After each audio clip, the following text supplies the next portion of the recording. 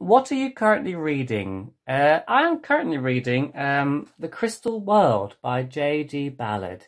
And I'm reading this for a mix of business and pleasure.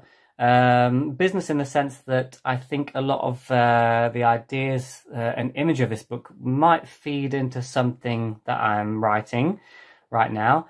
And also pleasure because, I read this many years ago and I loved it. And I'm a huge J.G. Ballard fan.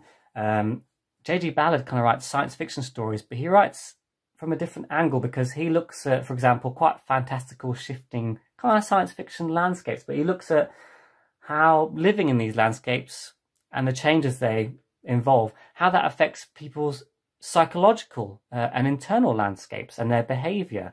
And I find that really fascinating. I think it's a really good angle. And I love the fact that this book, it just has such beautiful, vivid imagery. It's quite magical in a very sort of science fiction, kind of almost quite realistic way.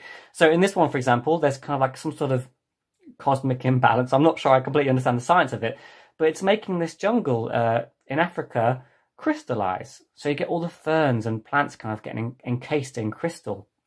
And you see all the wildlife getting affected as well. There's a scene with like an alligator that's covered in a kind of a crust of crystal. It's got ruby eyes, and the birds take off and their kind of feathers are crystallizing.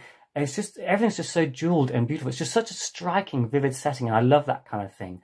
So if you're ever interested in checking something like that out, J.G. Ballard, The Crystal World, highly recommended.